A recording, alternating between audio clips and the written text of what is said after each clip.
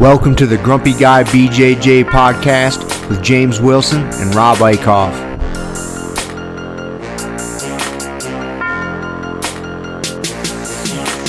70 seconds in automatic minutes, finishing to diminish the position that was given reason. And boom, and we're live. So, okay, so since we have our cool introduction with Gina's backup music, I've decided that I'm going to stop reintroducing us at the front end of every podcast too. So, because people know who the fuck we are. Says it at the beginning. It says it at the beginning. So, anyways, man, cool. So here we are.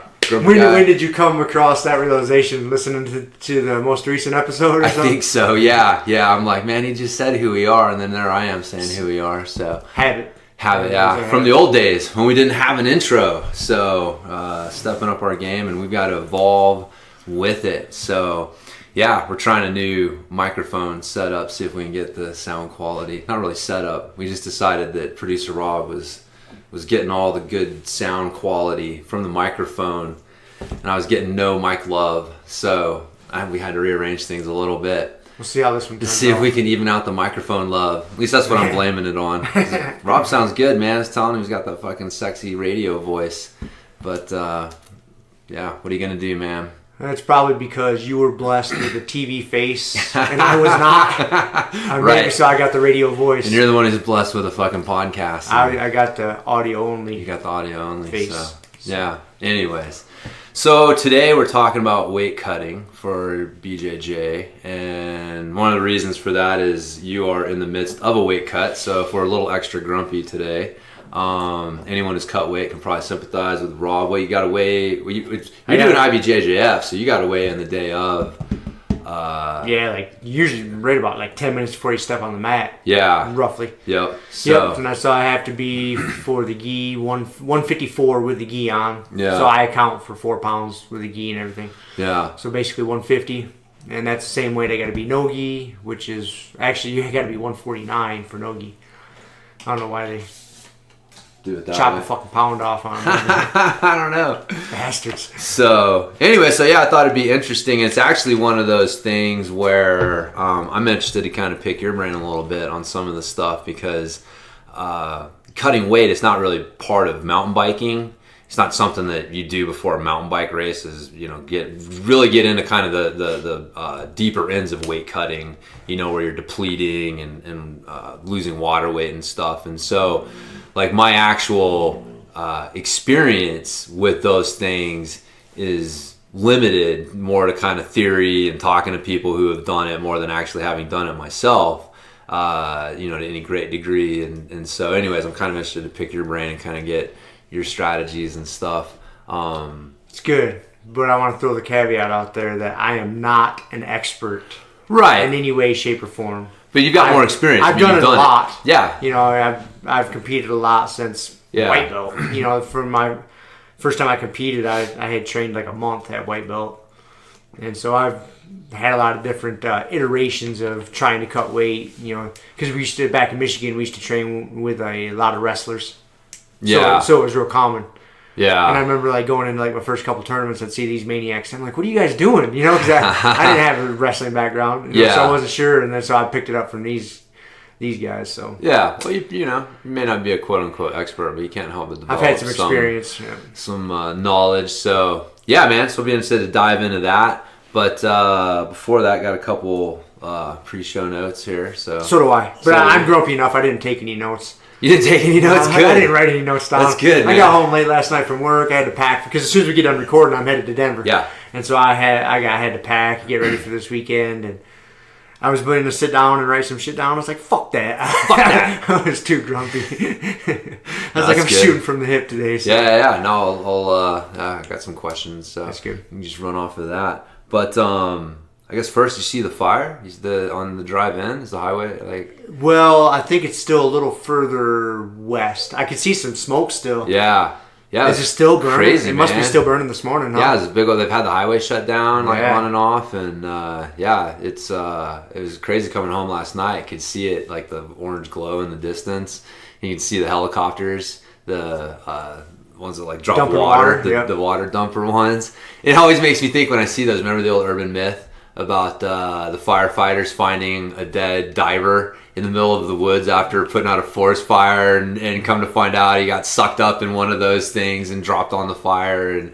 But did that ever really happen? I don't know, man. I've heard that before. Yeah, that's a common one. Even Kelly had heard that one. I mean, she's from Hawaii, grew up there. So, have you ever seen those helicopters come down and scoop the water out of the river or the lake? I don't think I have. Oh, dude, it's so cool to watch. Yeah, I'm sure it is, it's pretty man. cool, man. Yeah. I don't think I've seen that actually happen, but I've seen a few times them flying over, like dumping water. But yeah, apparently I don't know what happened. Kelly went over that way because you can kind of get out towards it, going out McKinnis. Was that Horse Thief or Devil's Canyon area, out towards Pollock Bench. And so she said it looked like it started on an island or something, one of the little islands in the river, and like jumped over and then jumped the highway. And so, well, dude, it was windy as shit. Dude, it was so windy yesterday. Man, if a fire gets started in those conditions, that is bad news. I know. Yeah, I know. I was thinking that. I was like, there's nothing they can do at this point. It was so windy, man. There was a couple times I had to drive through some open areas on my way back with my tractor trailer yesterday with work, and dude, there got to be a point to where I considered stopping. Where I was 25 miles out of the direction to civilization. So it was either stop on the side of the road and home, because I was empty by this time. I had made all my deliveries. Yeah. So I'm completely empty. I got a semi truck and a completely empty trailer, and there's 50, 60, 70 mile an hour winds. Dude, yeah. And I was safer to keep driving because I had stopped, and man, the way it was shaking my truck around, I was like, dude, I'm gonna end up on the news. Like, the wind is gonna blow me over, man. I thought for sure I'd be going around the corner, and if it just tilts just right and a gust of wind catches me just right, like, I'm going for a ride, dude. I made it. That's good, man. But yeah, I was considering, like, man, should I stop? Like, yeah, it was crazy windy yesterday all of a sudden. And it was weird because it wasn't that bad in the afternoon. And then all of a sudden it just started getting super windy. And then there's this fire and the highway shut down. And it was like madness, man. Like the crazy winds and the smoke's like getting, it got pretty thick in the air. Getting blown by the wind all around the valley is... It's fucking a little apocalyptic there for a second. You don't want that combination, man. Wildfire and wind. Yeah. Yeah, not at all. So, anyways, little freaking local madness going on. So, what do I got here? I got a couple things here, man. I got an interesting one. What do you got? So, I started reading, my most recent book was a Sam Harris book called The End of Faith. Yeah. And, he's kind of basically like an anti-religion guy. I've talked about him several times. Yeah. Man, I got about halfway through this book, 100 some odd pages. And it's just, so far, it's just 110, 120 pages of all these atrocities that organized religions have committed. And I'm like, dude, I had to abort mission. It's so like, I'm not a fan of organized religions. Right. I've stated it before. I'm just not. Right. Never have been. I probably never will be. Man. I understand there's been benefit to them. But by and large, I feel there's been more harm done from organized religions than benefit. Anyways. Right. We've talked about this. And we've talked about it before. So this whole book is just like confirmation bias for me. You know what I mean? It'd be basically like me reading a book on how terrible social media is. Right. I know this. I don't need. Yeah. I don't need. I said, I kept reading it, and I'm like, what benefit am I getting from this? Like, am I ever gonna, how am I becoming a better person by reading this book? Because that's usually when I read, I'm trying to educate myself and be a better version of myself. Yeah. I was like, dude, this book is not helping me be a better version of myself at all. What, am I going to be better at arguing with somebody on the benefits of religion? Or, I'm never going to, I'm not on a debate team. I could give a fuck less if I could change somebody's mind as to whether organized religion is good or bad. I need to get better at arm bars. I don't need to get. I don't need to get better at arguing against organized religion. So I just completely aborted the mission. That's funny. The part of me that doesn't like finishing things will probably have me slog through the rest of the book You know, a couple pages here, a couple pages there. Yeah. But I set it off. I set it to the side. That's funny. And right about that time, Aubrey Marcus, his new book came out called Own the Day. I don't know. You know who? I know. Yeah. He owns On It with Joe Rogan. And he wrote a book called Own the Day. Yeah. And just all these different tricks and tips and things to make you a better person. Tim Ferriss meets Yeah. Jocko. Yeah, basically. And I was like, dude, that's more my speed. Like, this will help me be a better person. Right. Whether I get one good thing from this book or not, like, at least there's a chance of me getting something good from this book that's going to improve my life, as opposed to knowing how many popes tortured people they thought were witches. Dude. Yeah. You know what I mean? So I started reading that on the day. Interesting. I scrapped that in the faith book. That is really interesting. I was wondering what your take on that was going to be, because, like, I don't know, man. One, there's not a whole lot of skill in beating a dead horse with the obvious stick. You know, I mean, okay, by this point we all know, like, yeah, there's atrocities. I mean, so what? Like you said, like, what's the point? And I don't know. I need to read more of his stuff. Just this is a very peripheral thing, but I feel like Sam Harris is very similar to like what Socrates was back in his day. Like, people forget, like, Socrates, like, he got ordered to kill himself. Like, he eventually, like, people got tired of him basically, like, arguing points that, like, yes, okay, we can't argue with what you're saying, but what do we do with it? You know, you're basically saying, like, fuck this institution, fuck this way of thinking, fuck this, and here's why fuck this. Okay, great, now what? But that's not, like, necessarily, like, what they're about. You know, like, they like to, they're intellectuals, and so they're able to think in these you know, these intellectual ways that allow them to see, like, you know, why, you know, looking at things or, you know, dogmatic adherence to a way of looking at things can be bad. And so they're trying to introduce arguments against it, but it's like, how productive is it really at the end of the day? You know, like, you got to have some sort of solutions to it. It's just pointing out all the problems and why that's the wrong way to think. I don't know. Maybe I like to say I couldn't.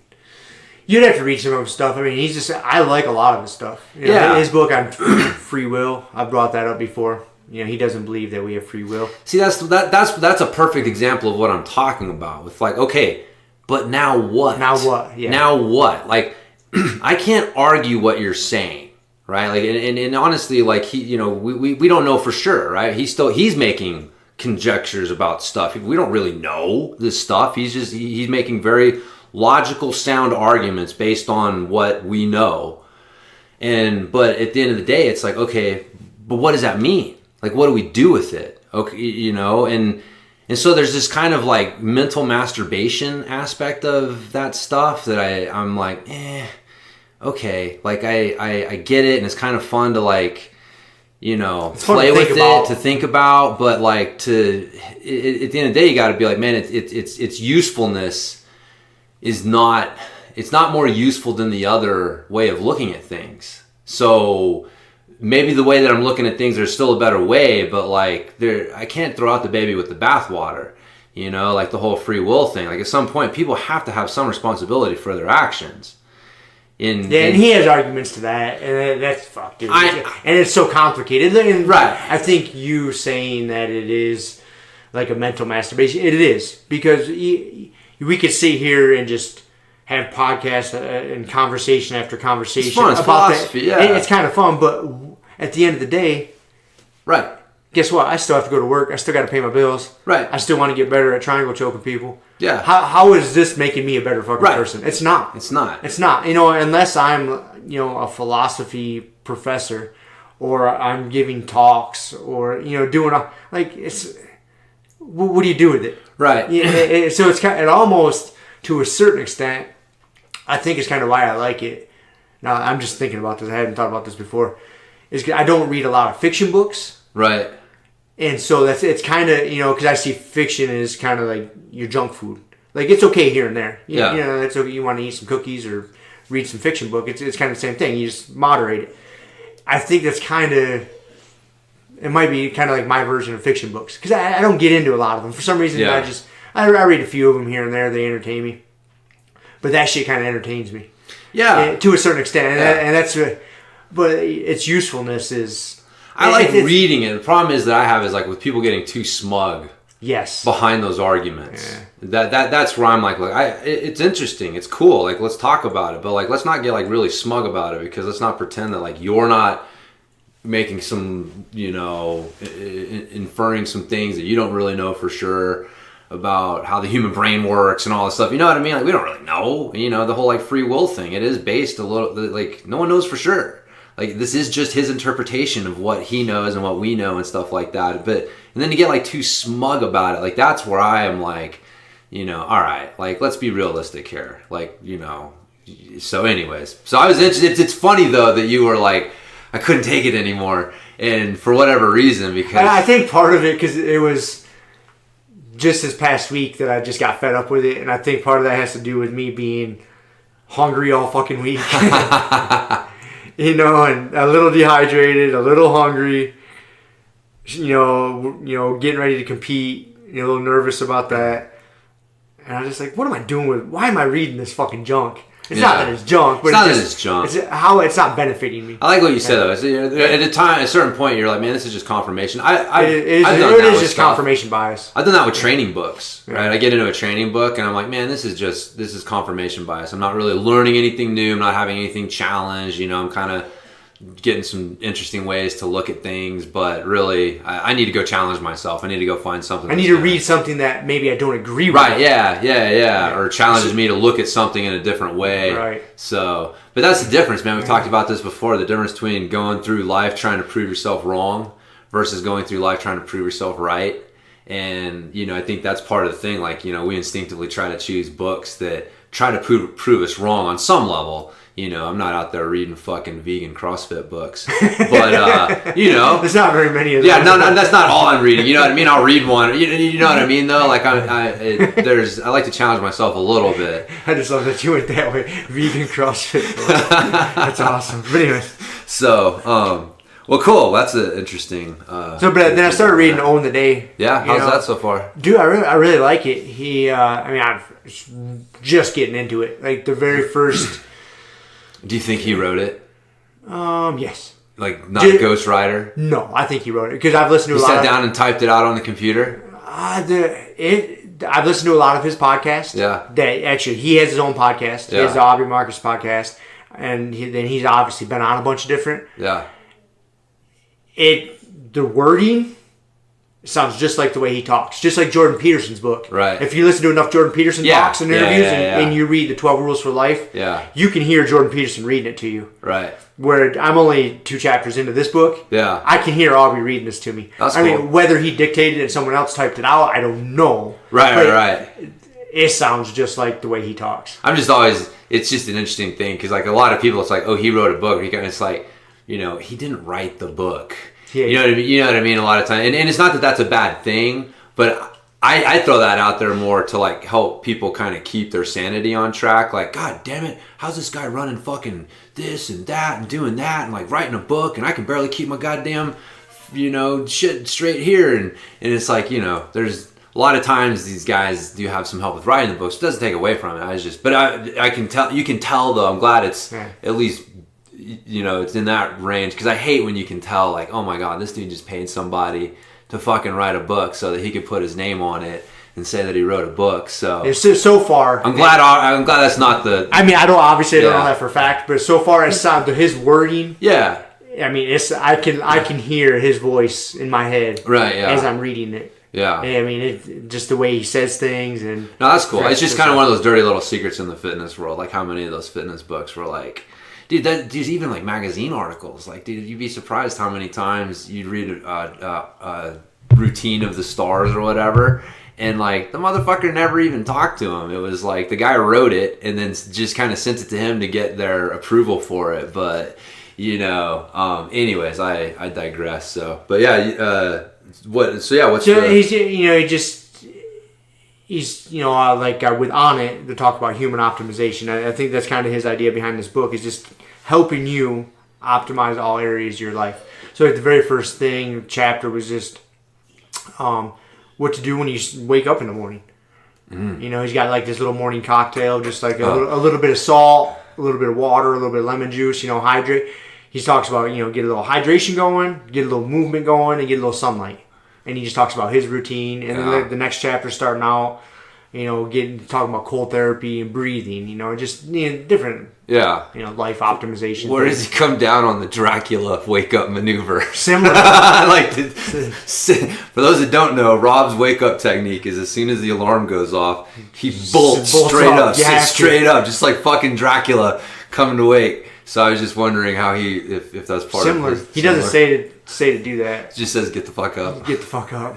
Dude, don't scroll through your Facebook feed. I still fucking laugh. Think about that, man. I don't jerk myself out of bed violently, but I try. I want to imagine that you do. You can keep that vision in your head. I wish I was that aggressive every morning. It is not quite like that, but it's more funny fun. visual. It's more fun visual to picture that. So, I do try to avoid the snooze button. Yes, no, me too. I just, gotta know. I've got a 10-minute internal snooze button that's pretty accurate, unfortunately, that I rely on. But I've been pretty good, man. Like I deleted, like I don't have any social media on my phone, you know, so I don't have access to any of that. And the only thing I'll check on my phone, like wake up in the morning, is I check the weather. Being that I have an outside job and I drive, and I'm driving up into the mountains every day. Yeah. So man, my alarm goes off, dude. I roll over, I turn that thing off so I don't have to hear it. And then I check the weather, like, all right, what am I driving into today? And then I'm you know, usually up out of bed. Yeah.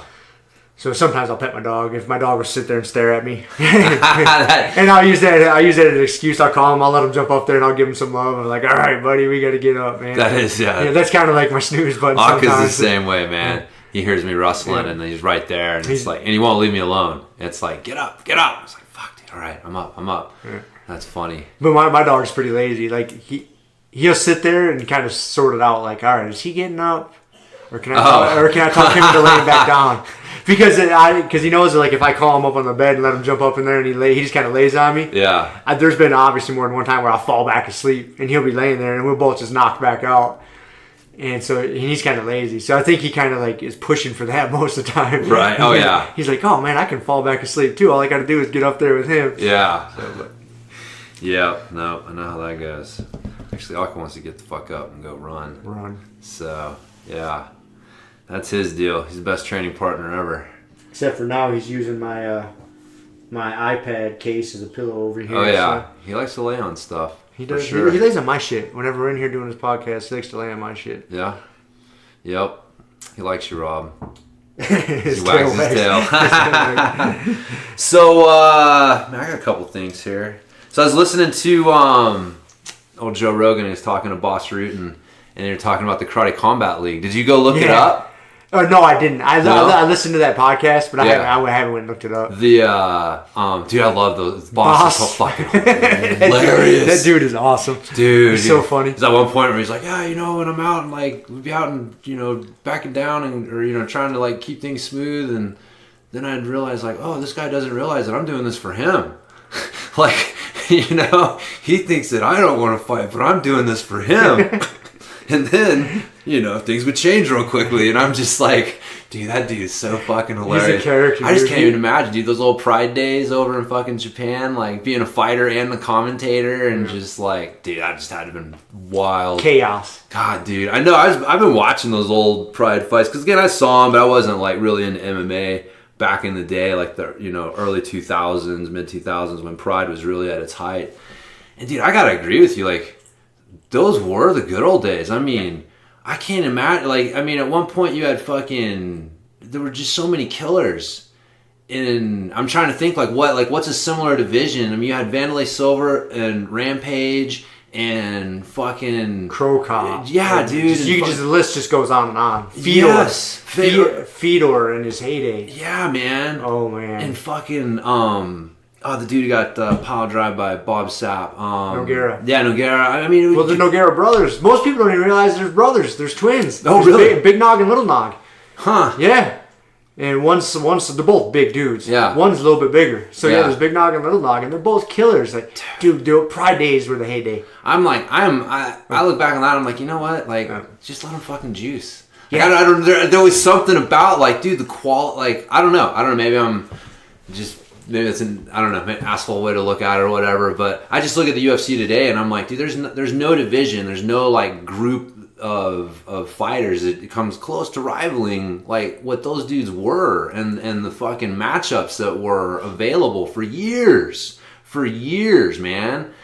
And anyways, so yeah, those are big deal. I was balls deep in MMA. Yeah. And then when Pride was big, and dude, I miss those days. I love watching those old fights. Dude, and, Mad Men. Yeah, it's fucking so awesome, dude. Yeah. There's so many just memories I have, over at my buddy's house watching those fights. Fucking yeah, there's good fights, man. Great. But anyway, so I digress. But yeah, have you seen the Karate Combat League ring? No. Because I was curious, right? Because Joe's, and I agree, man. I think the cage is a little. It's an obstruction. It's hard to see, and it's a skill into itself, right? Like, so being able to pin someone against the cage and work them against the cage, or to use the cage to like get out of being on the ground. It's kind of an unrealistic. It's just very sport specific. Very sport specific. It's kind of unrealistic, and so like I agree. Like I kind of like to. I like Pride. They had the ring, so you really didn't have that element, the same element. You couldn't use the fucking ring to get up off the ground like you can a cage. And so I was curious, and so I went and looked, and yeah, you have to check it out, man. Their ring is very interesting. It's like it's a pit, right? And then the walls are like at a 45-degree angle, right? And so and the walls are probably come up, man. I'm guessing like not quite like head high, so maybe like 5 feet off the ground. So like so there's some distance to them, right? Like so there's probably like 6+ feet of, you call them walls, but it's like an angle. So you got this flat area in the middle, and then it's angled coming up, and it's steep enough to where you don't want to hang out on there, right? Like you can't wall walk your way up there. You can't, if you go to the ground there, like you're going to get pinned. It's bad for you to be and you can't get out of there as easy, and you don't want to like walk up there and hang out. It's steep enough to where you got to get back down. So it's feeding you back into the ring. So I thought it was fucking interesting, man. I watched a couple matches. His league? Karate Combat League. Oh, they've already had fights. Oh yeah. If you YouTube it, they'll have a couple fights, and there's and fights. It's more stand up, right? It's all stand up, but dude, they had takedowns, and you get like 5 seconds on the ground, and I mean it worked. It you can see it's rough around the edges. But dude, I gotta say, onto something, you think? They may be onto something. Like it's like, especially if you're like just like the stand up, right? And you're not really into the whole ground and pound and all that stuff. Then yeah, as far as like just keep like the action, but you're keeping the takedowns, right? Like that's kind of, if you're just gonna do stand up and there's no takedowns, well, that's not realistic. And it's, or I don't know. I guess realistic isn't necessarily the aim as much as I don't know. I guess having the takedowns in there, I think, keeps a certain element that keeps it from being just this. Are they straight up doing thing. like wrestling takedowns, like hitting doubles? If they can, yeah, dude. Are they? Fuck yeah, they can do whatever. It's karate competition, so they got the little the hand. Actually, I guess because I remember Boss showing they have like their own gloves that they made for it. So they've got like their hands padded, and I don't think they've got their feet padded, but yeah, they're just out there in their fucking karate gis, like kicking and punching the fuck out of each other. And it is, karate style, so it's that blitz. They'll come in and yeah, the one match that I watched, it was this tall, lanky, like black dude who had this fucking crazy style. He'd keep his front arm in his back pocket almost. And then he would kind of use it, and when he would go to swing, he would back fist with it and follow with his backhand. So it's like this pow, and but he had the range and the length, and he was going up against like kind of a shorter white dude, and the dude's strategy was to rush in, and he would take him down. He kept taking him the fuck down, and he'd get him on the ground, and he'd have like 5 seconds, but But it was a good fight because he couldn't always like close that distances effectively, and sometimes like dude would they'd get caught in a stand up and but yeah, it was interesting. I'll have to check it out. You'll have to check it out. Yeah, I remember hearing that on that podcast. Yeah, and I meant to go check it out, and I totally and check the ring was really interesting. I think they're onto something with the ring. I like that setup. Like I think it's better, but I mean at this point, UFC equals octagon cage, and it is a skill, right? So you've got fighters who like it plays into their strengths to actually train specifically for that. So you start to take that element out, it's gonna some people aren't gonna like it because it's gonna interfere with it's just their a different game sport. Like you say unrealistic, and he talks about it all the time. They should fight in a fucking basketball court or a football field because it's unrealistic. Well, unrealistic. What do you mean unrealistic? That's fucking real. As soon as you throw any rules on the situation, it's unrealistic. It's a sport. Yeah, it becomes a sport. It's a sport, and that is the venue of where the sport takes place. Yeah. It's as simple as that. I mean, apart from having like the Coliseum, and where you just throw them down in a big pit and let them fight. Yeah. Like you're gonna have a ring or you're gonna have a cage. And I do agree.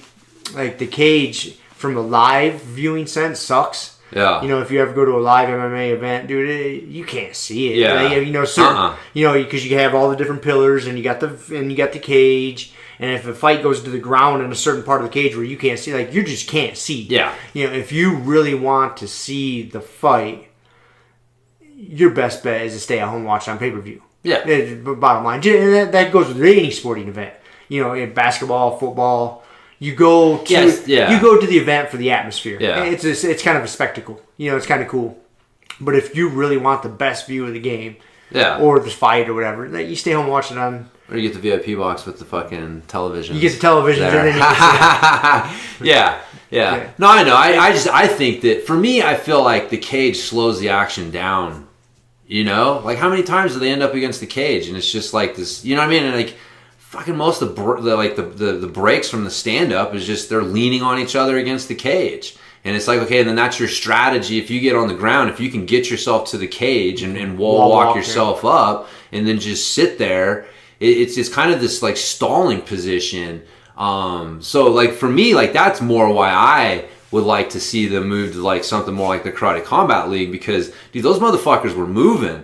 Like you could tell they got to the edge of the ring and you could tell there was an urgency in, especially the dude who had his back, realizing that like I am in a bad position in this corner or up against this angled floor. I've got to get out of here.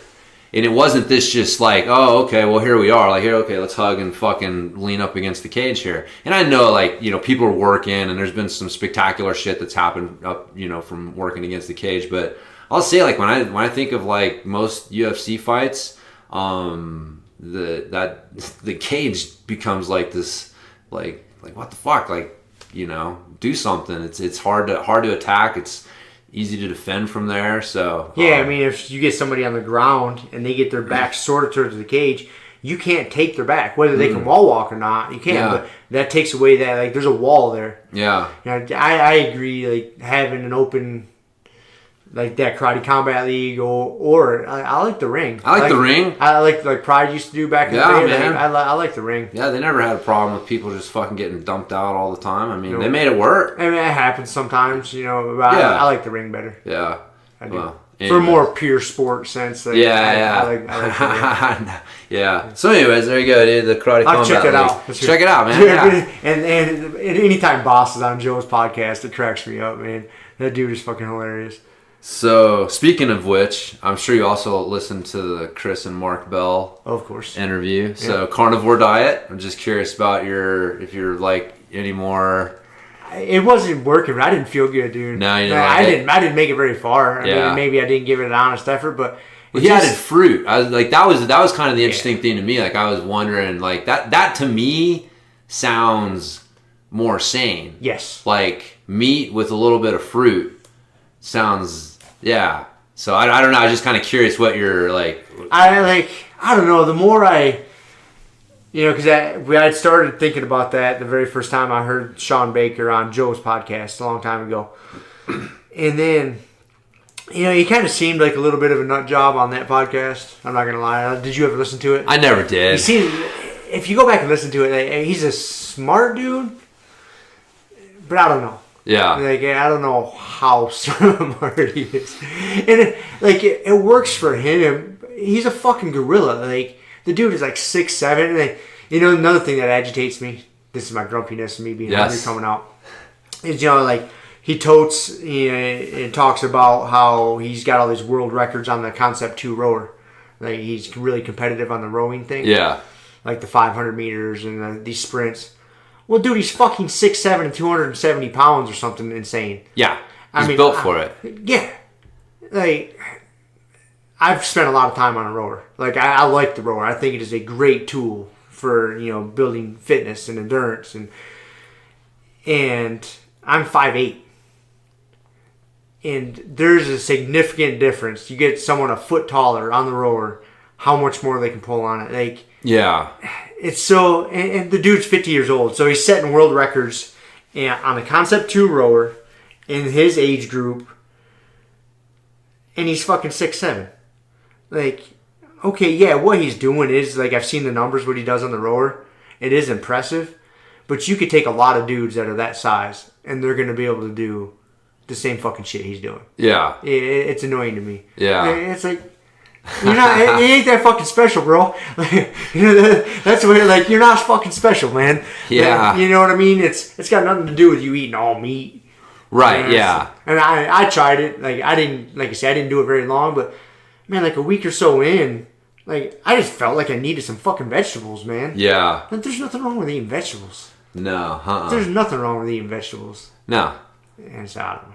No, I agree. I mean, I told you that. It felt like there just had to be something missing. There's got to be something from that. So it was interesting though, because even I forget Chris. I think he was the one. No, Mark. Well, I think they were both doing it. I forget. Well, one of them was like. I just remember one of them talking about like even that was kind of an intervention. Like he had done the ketogenic diet and it kind of reached a stalling point. So then he switched to the carnivore diet, and and it got him going, you know, in the right direction with weight loss and stuff again. And so he's saying that he's basically just trying to lose another 10 pounds, and then he's going to transition to something else because, you know, he's recognizing that this just, you know, probably isn't sustainable over the long run. Like eating all this meat is stressful, you know, on my body and my mind, and just. So anyways, it was, I don't know, I thought it was interesting. I thought they had a really good kind of, you know, take on it, which really like everybody's individual, right? I mean, just trying to make statements about nutrition and diet, blanket statements is really tough to do. You know, so you gotta, you know, take that into account with it. And sometimes it's like everything works. This is like a Dan John saying, one of my strength coaches I follow. Like everything works for 6 weeks. And that's really one of the problems, right? Is like everything will work. Like, you know, low fat, high carb. You know, if you're watching your calories, you know, you're following like a diet. Like, you know, it'll work for about 6 weeks. You know, high fat, like all these things will work, but you know, it's finding something that's sustainable. And if you're really trying to actively lose weight, because that's the other thing, like there's a difference between like maintaining and trying to move in a direction, either from like an increasing your performance standpoint or losing fat. And so that's a different thing. And so sometimes with that, it's like it's moving around. It's experimenting, trying different diets when one stops working for you. And the problem is people just double down, right? Like if they're on ketogenic and it's like ketogenic starts to slow down, they double down on ketogenic. And when it may be doing something different. Like I'm a big believer in metabolic flexibility. That, you know, it's the ability to burn fat or sugars. It's the ability to live on a high fat or or high protein. It's the ability to switch, have your body run and run on different fuel sources. So. And that's why a varied diet is important. That's why I always kind of raise my eyebrow with these nutrition strategies that are like, you know, just eat this or just, you know, be focusing on, really limiting your fucking, intake of stuff. I don't know. So yeah, I got a lot to say about that. But I think the most important thing you said is you can't issue those blanket statements.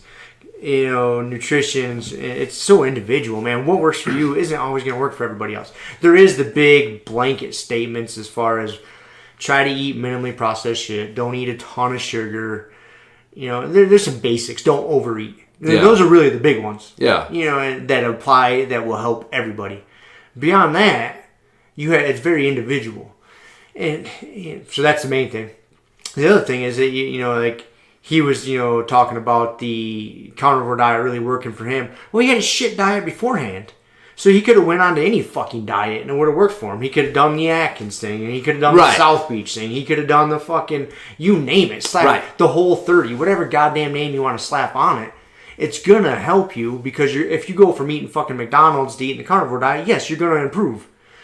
And you see that happen all the time too. People go from just eating fucking garbage and Ho-Hos and fucking Twinkies and McDonald's, and all of a sudden they're on this new paleo diet and they see all these benefits. Now they're like in this fucking cult because it works so good for them. Yeah. Well, yeah, it worked good for you because you were fucking poisoning yourself. You're vegetarian, like that. That's a really great example, because if you go from eating bullshit to a vegetarian diet, like, yeah, you're gonna see results. You're gonna see results. But like that's not a healthy, sustainable way to eat for most people. And so, yeah, I call it the in exercise world, I call it the fat person curling soup cans analogy. Like if you take a fat person sitting on a couch and you tell him to walk around the block curling soup cans, he's going to lose weight.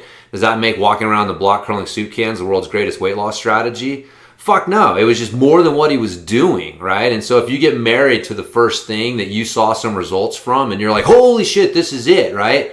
Then when it stops working, you're going to go grab heavier soup cans or something like, it's like you keep doubling down on what you're already doing, rather than stepping back and saying, like, is there another strategy that it may be better for or whatever. So yeah, man, that's fucking hugely important to recognize. The first thing that you get results from, CrossFit, you know what I mean? Again, it's like, dude, there's great shit, but if you go from a bodybuilding style isolation workouts, all of a sudden people got you jumping and running and doing, Olympic lifts and all this dynamic shit, like, fuck yeah, you're gonna see some results, but that's not sustainable. Like it's not something that is not necessarily the best way. So, but anyways, yeah. Thinking about nutrition, I started writing this down the other day. It's something I might try because you said it's important to be metabolically flexible. Yeah, and I agree 100%.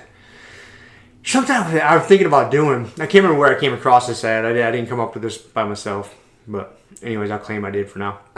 Is I thought about like breaking my nutrition down for like a month, and basically is what I was thinking about doing is like for the very first week is be like hardcore like keto, let's say, like not a ton of protein, high fat, obviously no carbs.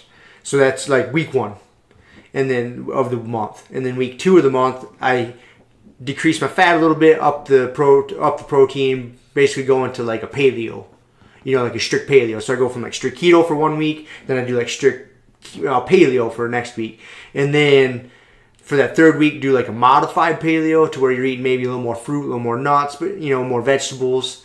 And then like the 4th week of the month, throw my carbs in, a few more carbs here or there, and just start trying to cycle that each month. Cycle through, yeah. Like fuck it, I was thinking about that. I was like, that would be kind of an interesting way to do it, Yeah. It's like carb cycling. Yeah, kind of. Yeah. And you're being metabolically flexible. Yeah. For a week, you're this. Yep. And that way you don't get so burnt out on something either. You know what I mean? You don't have to jump on a certain train and just fucking die hard, stick to it. And, right. Yeah. That way you can have some different recipes this month or this week. Like, okay, this is my keto week. So I'm going to have some high fat. I'm going to make some fat bombs out of some, this or that, Boom, you have a nice keto. And then, okay, I don't have to eat as much fat this week. All right, I'm sick of fucking avocados.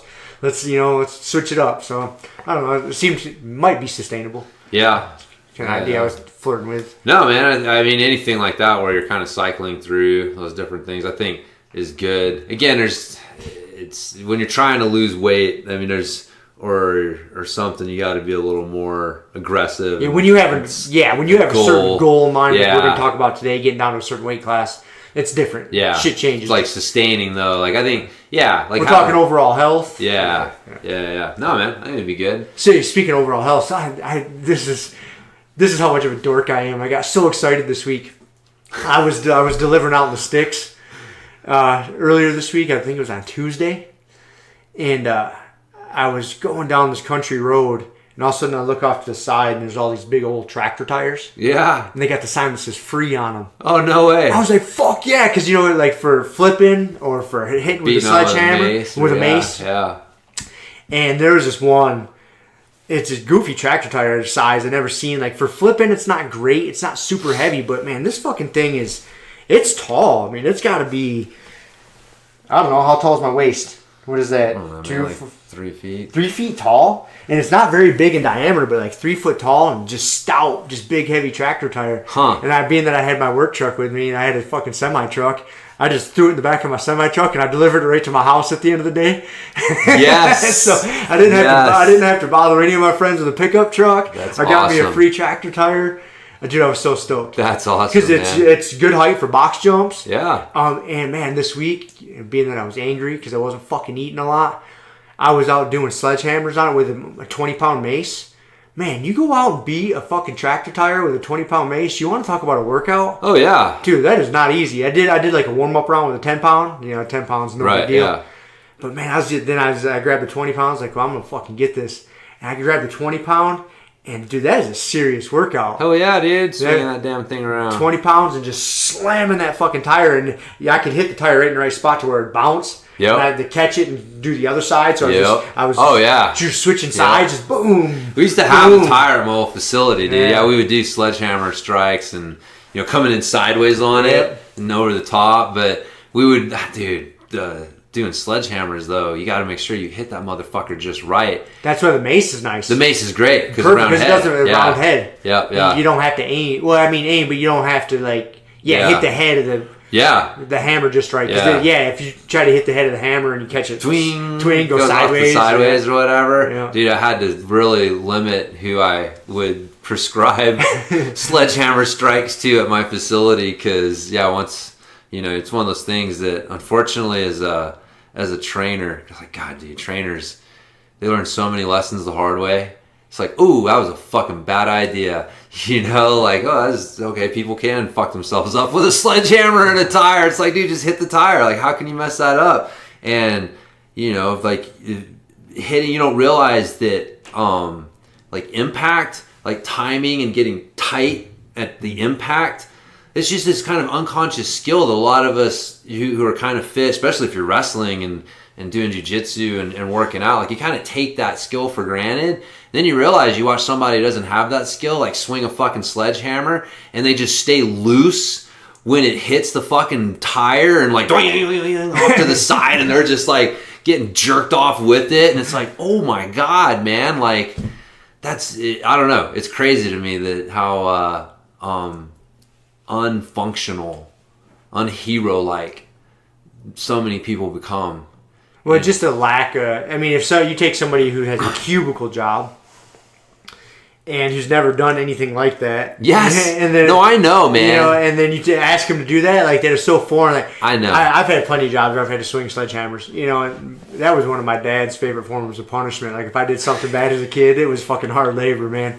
I've had to bust up more than one sidewalk of concrete with a sledgehammer, so I had plenty of experience doing that. When I worked at Halliburton, I had plenty of experience swinging a sledgehammer, and so I take that for granted too.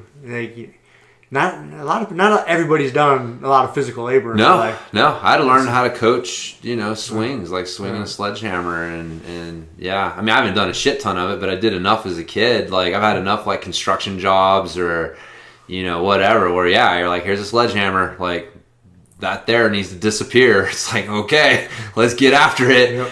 But man, fucking, I had one job where we had to take out we were in I think it was in Boston when I was living on Cape Cod, and we were going in at night into this building and doing demo, and one night we had the jackhammer. just fucking jackhammering and sledging out this concrete block that was in like the entryway. And then one of the floors we had to clear out. And I remember that was fucking fun, man. It was like, all right, there's all these walls here. Here's a sledgehammer. Like, we need to get them out of here. And it was like, yeah, just... That's fun. It's fucking fun, man. It's so fucking primal. It's about destroying something. Yes. It's not fun when you got to go start picking it up, putting it in the wheelbarrow. No, not at all. The actual destroying of it is so much fun. So much fun. So, anyways. Yeah, speaking of that, said that was one of my dad's favorite forms of punishment. My dad's been listening to the podcast more. Oh, cool. He texted me this morning. He's like, "Oh, you're headed to Denver today. Be careful," because he saw the weather. You know? And then he's, "Oh, good luck competing." So he's listening to this week's episode. Awesome. So I was stoked. Okay, so hopefully next Friday he'll be listening to this one. So if you're listening, awesome, Dad, man. What's up? He's been listening more. Good, man. Well, good. Well, I got Keely, my kids. I think Z's our number one fan. He's always wanting to know when we got a new episode coming out. That's awesome. It is. It's fucking hilarious. He's like, "I'm one of your subscribers." 5-year-old. Because we're asking, hey, subscribe and all that stuff. So he's like, "I'm one of your subscribers." That's so funny.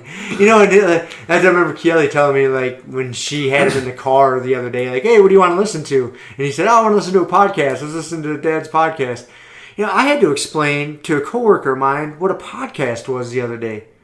Fucking grown ass man. What? Yeah, this guy's mid-40s. And wow, I mean, podcasts have been around forever. It's not like it's funny, like they were popular like goddamn like 10 plus years ago. And then they kind of like fell out of favor. And then they came back with a goddamn vengeance about like 5 years ago. 6 or 7 years ago, or 5 years ago. I'd say it's been about 5 years that it's been really like strong. Like it's mainstream. It's mainstream enough to me to where it's odd. For me, I guess it's more odd for me to come across somebody that doesn't know what a podcast is. Yeah. And it seems like 9 out of 10 people you ask on the street, and you say, "Hey, do you listen to podcasts?" They'd be like, "Oh yeah." Or at least they know what it is. At least they know what it is. Yeah. Oh yeah, this dude didn't even know what it is. You find him, man. I was like, "Are you kidding me?" Well, see, those are those dudes where I'm like, when Joe Rogan's like, we should just all vote via our phones, where I'm like, man, you are just making these giant assumptions about people, right? Like, you forget, like, there's and that dude, there's a lot of dudes like that. Like, there's a lot of dudes who are just, like, out of touch with technology and out of touch with like what's going on in the world and what the fucking issues are. This guy has a smartphone. Right. But he uses it to play fucking Candy Crush. Yeah. And look at Facebook. And Instagram. Yep. Yeah. Like he's not using it for, the betterment of he's made the Faustian Deal, man. The devil's fucking got his soul and he doesn't know it. So. Doesn't know it. Doesn't know it, man. Yeah. That's what I told my, Shiloh. It's like, remember that I think we talked about this with fucking Rick and Morty with the devil. Remember that's how Rick got the better part of him, was like, "You're the motherfucking devil. I know you're the devil. So just by knowing you're the devil and going into this whole relationship and exchange, knowing you're the devil, make sure that I don't get fucked." You know what I mean? It's okay to make a deal with the devil as long as you know you're making a deal with the devil. Sometimes you have to, you know what I mean? Like, and that's the deal. But you have to know it and you have to treat it like that. But when you don't acknowledge that, when you just stay blind to, man, this thing is the devil and he will fucking take your soul if you let him. If you make the ultimate Faustian deal with him, he will take you up on it. If you don't see that and you got your blinders on, it's like it's super easy to get, sucked into that and not see it. So like my goal is, like, you remember what the one dude got the fucking potion that made him irresistible to ladies, but then he was impotent, right? That was one of the things from the shop in the show there. But anyways, that's the deal with the devil, right? Like, he's going to give you what you want, but there's always a catch to it, right? Like, the thing that he wanted to give Rick was the microscope that made him retarded and told him it would make you the smartest man in your universe or something like that. You know what? But like his deal was like, hey, I want like the positives, but I don't want to deal with the negatives. So knowing what you are allows me to create the potion that allows the old boy to be attractive and be able to get it up. You know what I mean? So, like, you want the best. Like, the smartphones are not going anywhere, and there are positive things from them. I want to get the best of him. You know what I mean? I want to fucking do the Rickroll on him. So, you know, it's funny. I was thinking about this similar line of thinking this past week. Like, our generation, our parents got duped by the processed food industry, because we came up in the time, more like you and I were both about the same age, right? I'm going to be 39, early 40s, to where it was really, really common for both our parents to have to work. Yeah, you know, it was just that was kind of the transition, you know, era. And, you know, parents are busy. They didn't have a ton of time to fucking make food all the time. So in came these processed foods, you know, and they tasted great. And no one knew how bad they were for us. They didn't realize how much sugar we were eating, you know, because, you know, we've talked about it before. You know, the sugar lobbyists duped all these scientists into vilifying saturated fat as opposed to sugar, but yada, yada. I don't want to go down that rabbit hole. Well, so our generation fell into that processed food trap. Like, the science is there to prove to you how bad all that is. You shouldn't be letting your kids eat fucking Lucky Charms every day. We know that now. It's pretty common. Smartphones and devices, I think, are the processed food of this generation. Oh, yeah. We don't know what those ramifications are going to be for your kids. Yeah. You know, for Z and for Shiloh and for all of these little kids coming up. Because, dude, no matter what, you see kids so young, no matter where you go, they got a device in their hand. Dude, it's insane. It's insane. It's crazy. And because these things are so normal now, and it's easy for parents to, you know, like, if they got to conduct some business, here, grab this iPad, keep yourself busy for a half hour while I fucking do this. Yeah. I get it, man. Like, I'm not faulting anybody. Yeah, I'm not criticizing any parenting techniques. But you don't know you're making that deal with the devil. But we don't know what's going to happen, man. We don't know. We don't know. There's a payment. There's a bill coming due. Yep. For that. You know, like, the diabetes is the bill we're paying right now. Our generation is plagued with it. It's super common. And our parents, you know, the ones ahead of us, you know, Alzheimer's and diabetes, all these things, that bill is getting collected. We didn't realize it, but they're knocking now. They're trying to collect that bill. What bill's getting collected from these phones? You know, in 20 years from now. I was thinking about that the other day. I was like, that's the processed food. That fucking smartphone is the Lucky Charms of this generation, man. Oh, yeah, man. It's the Fruity Pebbles. Yep. The Cocoa Puffs. That milk was so good. It was good, remember eating the Cocoa Puffs? That's what's fucking hilarious. And is like, drinking the milk afterwards. I'm glad I survived that, but I would never inflict that on my kids. But looking back on it, it was like, dude, it was so good. So good. Dude. Oh, God. Count Chocula. Remember eating that cereal? Yep. The milk afterwards would be so chocolatey. Captain Crunch. Peanut butter Captain Crunch. Fucking Lucky Charms and Fruity Pebbles. Dude, I've been fantasy. Dude, just talking about that food right now is making me so hungry. Cookie Crisp. Cookie Crisp. Fuck yeah, dude. That was so good. That was so good, man. Good, man. They've changed their whole scene, man. Like, their little, I go through in the grocery store. Remember, they used to have a little dog chasing the fucking burglar. Yep. And I guess that's not PC anymore or whatever. They changed their. It was always a white burglar, though. It's not like they racially. Did they get rid of the Hamburglar? Remember him? Yeah. Do they have the Hamburglar? I don't know if they do. They may have gotten rid of the Hamburglar. I haven't seen old boy in any McDonald's commercials for a while. Not that I see Ronald fucking kicking it quite like he used to. But that's a good question. That's another, I wouldn't be surprised if he became a victim of political correctness. You know what has become another victim of political correctness? Oh, no. The fucking gun at track meets. The starter pistol? Mm-hmm. How do they do it now? It's a electronic beep. They even have a fucking gun. Right? They raise it up. They have a gun still. Yeah, they pull the trigger. You know what I mean? It's not a gun, but I mean it's an electronic. It looks like a gun, but the trigger ties into a beep. It doesn't bang? No. Yeah. So yeah, they hold the gun up and beep. Interesting. It is interesting. Again, like in this day and age, I can see, but it's just a little, I think, over the top. That, you know, the bad guys start to win when we get to the point that we're like, you know, we can't. I bet you that went away a long time ago. I don't know, man. But why would it go away? What is the only reason for that to go away? Because the whole guns and kids and school thing with like school shootings and all that stuff. Again, like terrible, terrible shit. But maybe I'm wrong. It just to me seems like a knee-jerk reaction to political correctness to like, you know, in this day and age, we shouldn't be having, you know, a starter pistol gun. I wonder when that went away. At the track I mean, you're just now, Shiloh just now starting on track, so you're aware of it. But I bet you that went away a while back. I don't know. Why do they still use it? They still use it at the Olympics? Do they? Fuck yeah. Again, I could be wrong. I bet you at the high school level, I bet you they got rid of the starter pistol a while back.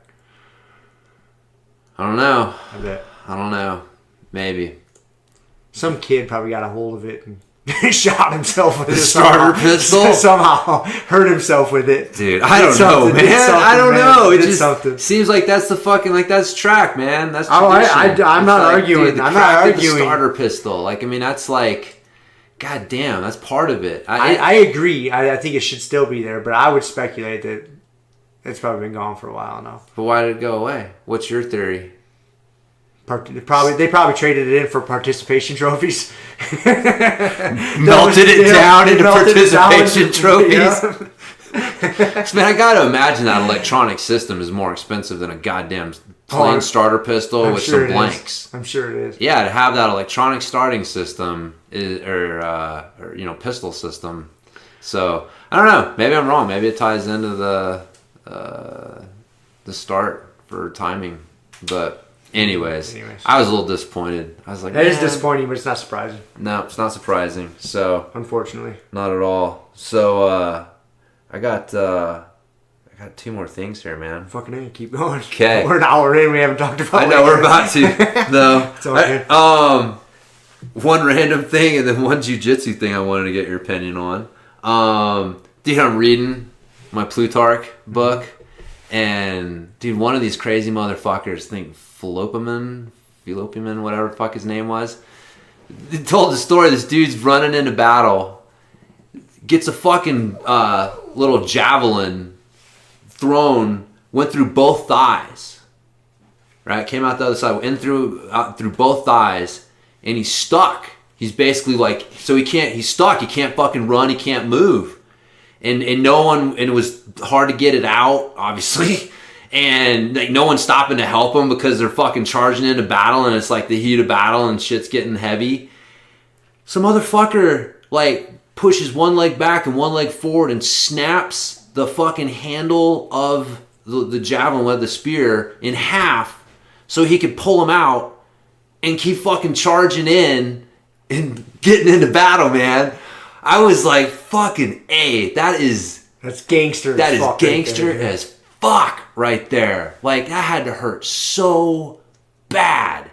But to be like, dude, it's like most people would be like, dude, you got javelin through the thigh. Like, you can sit this one out, bro. Here's some water, man. Sit this one out. I could just see this dude. Sort that out. He's literally trying to like, he's like fucking stuck. I mean, that's how they described him, that he was like stuck in place because he couldn't move his legs. And then he just beast mode, snapped the fucking handle in half, pulled it out, and just kept on charging. That is fucking awesome. That is fucking awesome, man. Makes me feel like such a pussy for wincing during my cold shower this morning.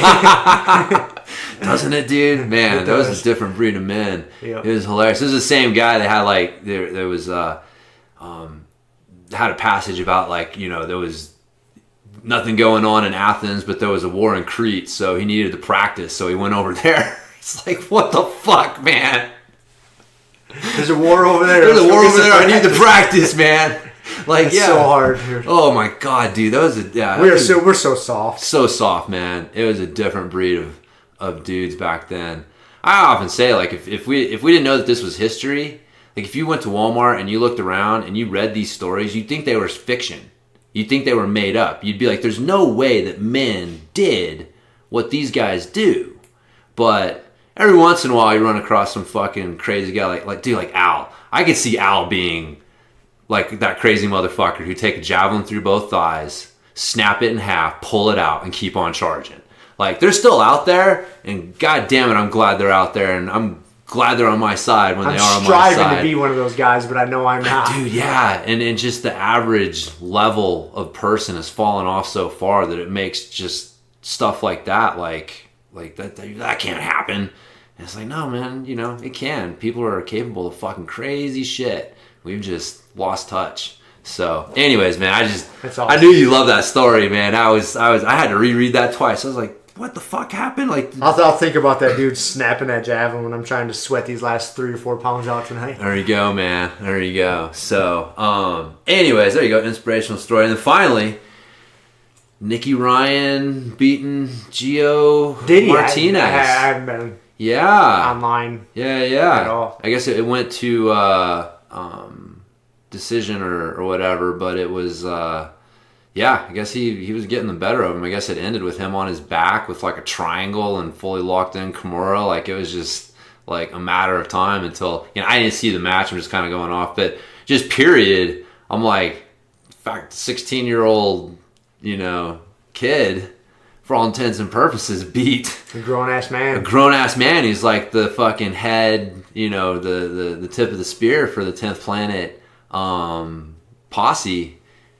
I'm glad to see that, because in that Danaher Death Squad versus the 10th Planet battle, I am on the Danaher Death Squad side. I am rooting for those guys. If there's a match between those two camps, I'm always going to root for the Danaher guys. It's funny. I am too. I mean, truth be told, it's not that I dislike the 10th Planet guys as much as I just have so much respect for like what the Danaher guys are doing and how they're doing it. Yeah, it's not that I dislike the 10th Planet guys. It's just you're picking a team.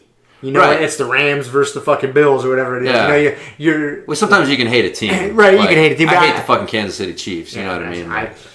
You hate their t-shirts. Yeah, man. You hate their exactly. You hate what color shirts. No. But anyways, yeah, for some reason, I'm always gonna root for the Danaher guys. So that's fucking badass. Yeah. Anyway, so that's cool. It's an interesting. I'll have to watch a match.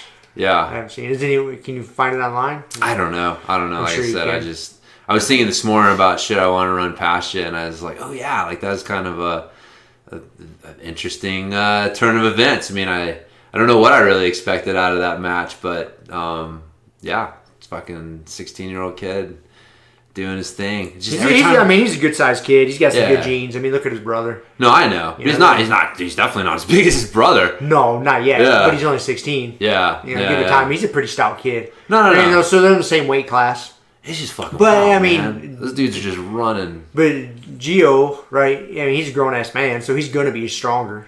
You get that old man strength, a little bit grown man strength. But it only makes up for so much. It does, man. It does. I don't know. It's interesting. I wonder if it's like showing some chinks in the 10th Planet system here and there. Like I think I said this to you. I haven't said it on the podcast. I don't think I believe that what we have. You got Eddie Bravo and you got John Danaher is like the old fitness coach rivalry between Hoffman and Weider. Yeah. Right? Back in the day. Bob Hoffman and Joe Weider. Yeah. Bob Hoffman was more about training for performance and the aesthetics come, right? And then Weider was more training for aesthetics and performance will come. In essence, like without burning out on it too much. That's kind of what we're dealing with. It's like our jiu-jitsu version of that. You got Danaher and you got Eddie Bravo on one side. And I think Danaher is like the Bob Hoffman where he's looking for the performance and the results are going to come from that. And where the reason Joe Weider was so successful is because he got a hold of Arnold Schwarzenegger. Right. And Arnold Schwarzenegger was a freak to begin with. And so it made the Joe Weider system look really good. Yes. Well, you could have gave Arnold Schwarzenegger any fucking system, and he would have made it look good. And I think that's my interpretation of this situation is that Danaher's system is fucking straight up legit. Not saying that Eddie Bravo's 10th Planet system isn't, but the freaks, they call themselves the freaks. Gio and Boogie, they are physically gifted dudes, from all their years of breakdancing. And so that's what's making their system look so good. Right. It's not that their system is good if you have a lot of good physical attributes to go along with it. Right, yeah. That's why Joe Weider and Arnold made Joe Weider look so good, because he already had these gifts. Yeah. To where I think Danaher's system is he can take anybody and plug it into that system. Yeah. And he's going to make it fucking work. Does that make sense? No, I totally agree. That's what I mean, like the respect and how they're doing it. Yeah. Because it's like everyone knows what they're doing. There's really nothing I mean, to me, I look at it like their leg lock game is like the upper body equivalent of like, you know, takedown, pass the guard, mount, cross choke. It's like, it's something that anyone can do. There's no physical attributes that you have to be. Oh, got a freaking phone call here from Connecticut. Anyways, didn't realize my phone's off. Hold on here, guys. But it's bound to happen to us eventually. Bound to happen. I think we made it to 25 episodes without. Yes, this is episode number 25. So yeah, man. No, I totally agree. I think that there's an element of flexibility that and just kind of like body control and stuff that the 10th Planet system to really execute at a super high level requires. That, I mean, just the goddamn rubber guard, you know. But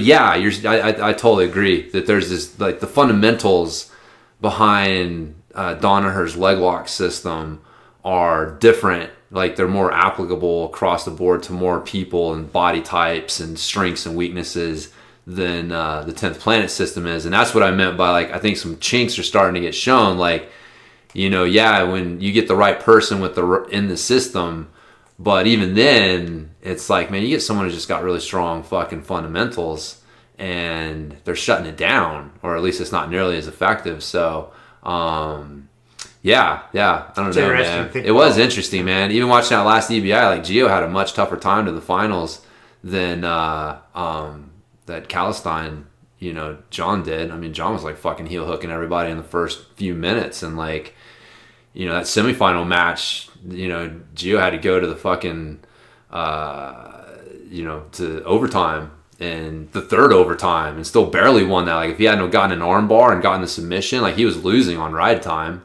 And so, yeah, man, it's interesting. So I'm glad, though. Like we said before, I'm glad there's this rivalry, man. It is so good for the sport, for sure. So, all right. Well, speaking of the sport, that's all I got on my quote unquote. That's all I got on my notes. All right, your non-existent notes here. So, all right, cutting weight for BJJ.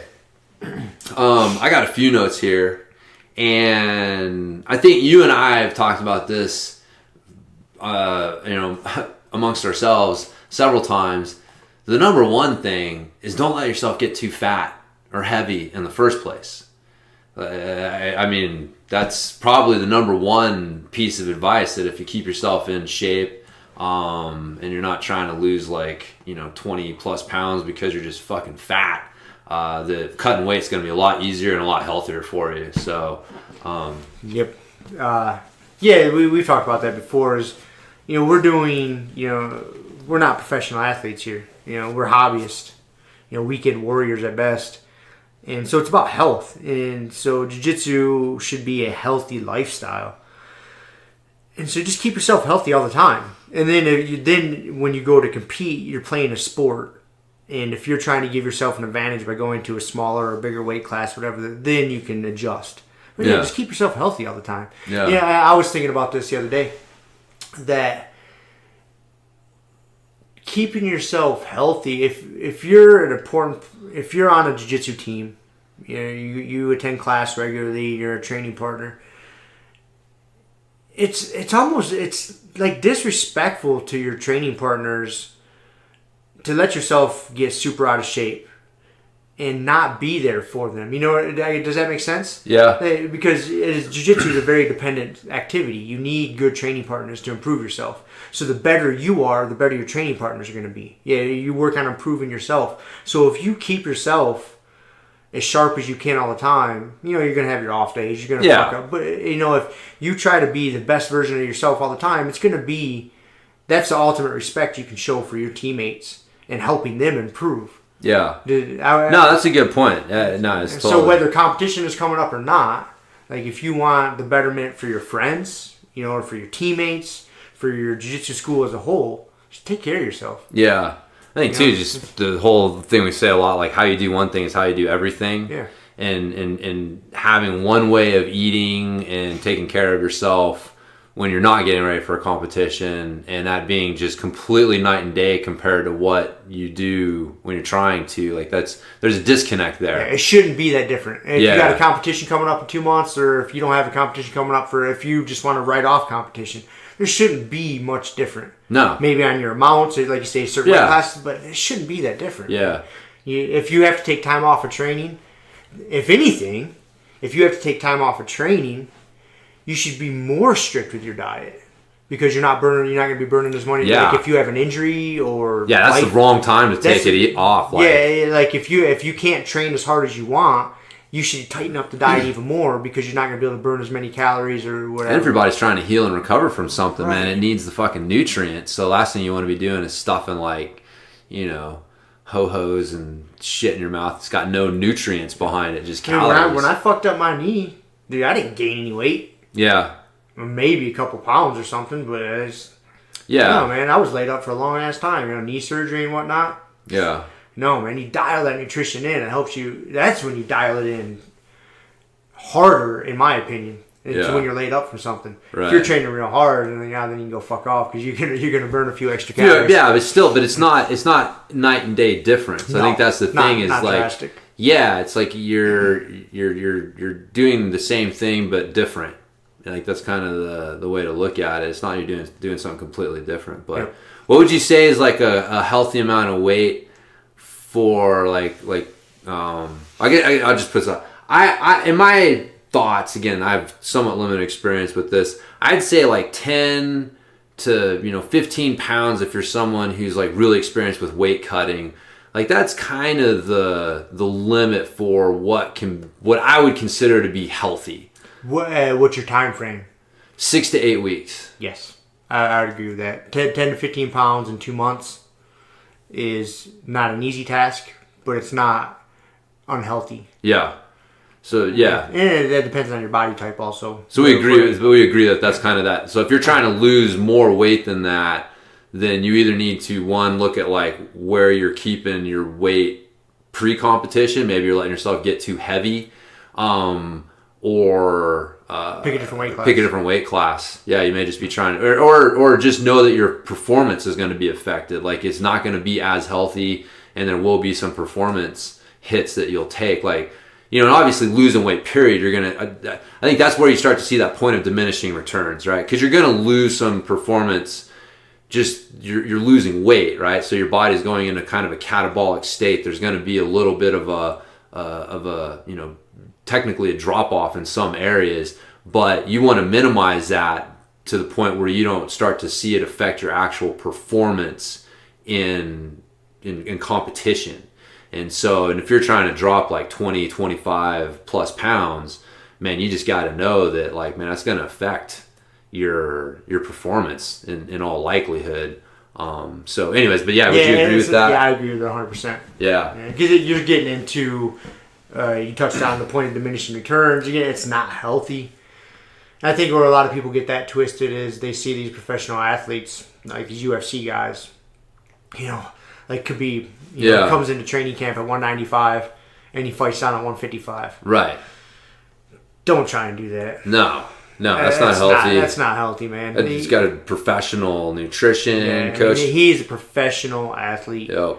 We are, again, weekend warriors. It's not healthy. Yeah, for sure.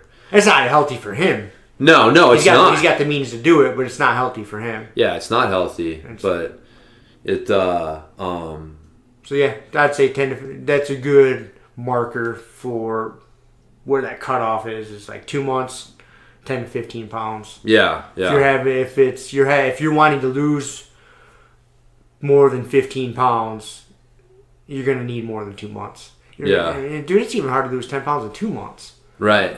Depending on where you're starting baseline. I mean, if you're super fucking fat, you let yourself go. Yeah. See, that's the thing, man.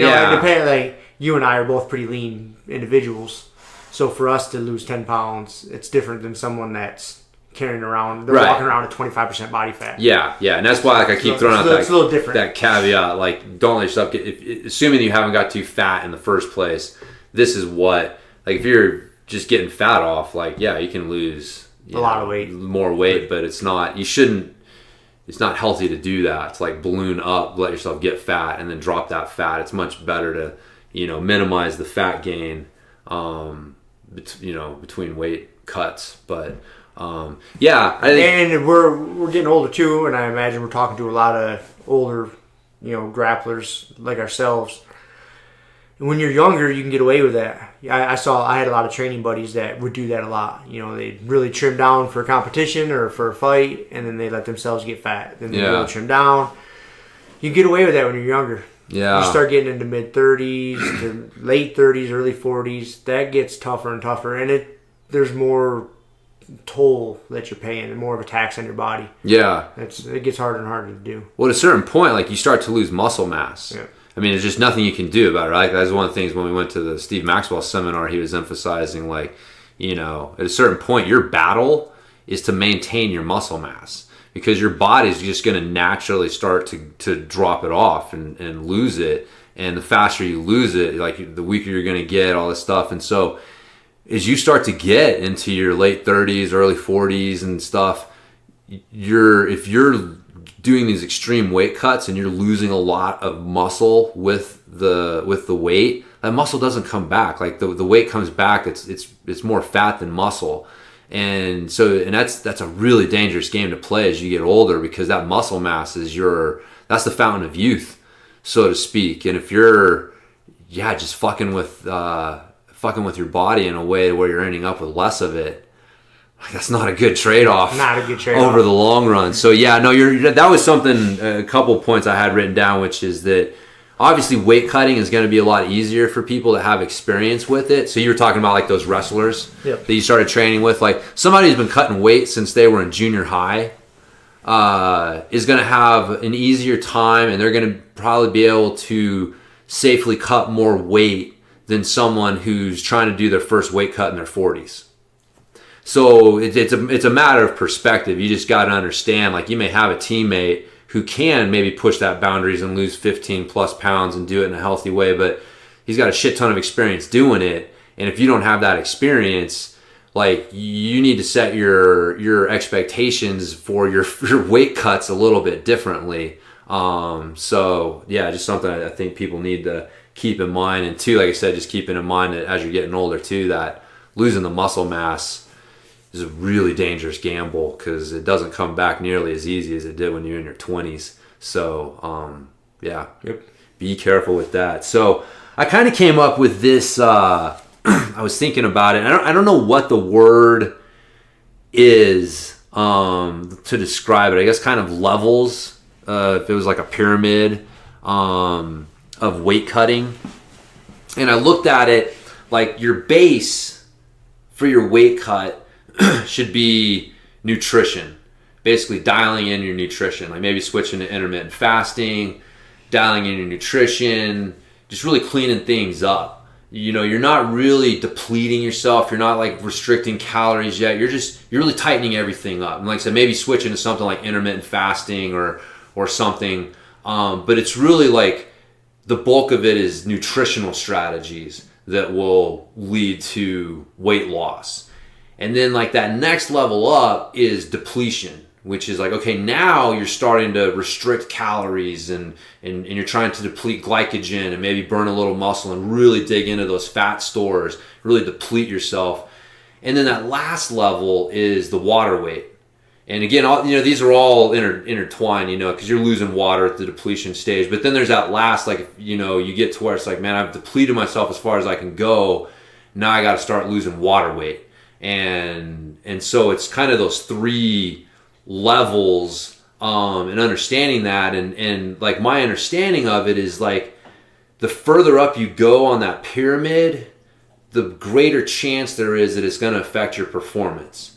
Like if you're able to... So you're saying that, and when you say the further up you go on the pyramid, you're saying that the highest point of that pyramid would be the dehydration. Yeah, okay. Yeah. That's kind of the tip of the pyramid, right? That's going to start affecting performance. Yeah, or even the depletion, right? Like that next level. So like if you're able to accomplish your entire weight cut using nothing but dialing in your nutrition...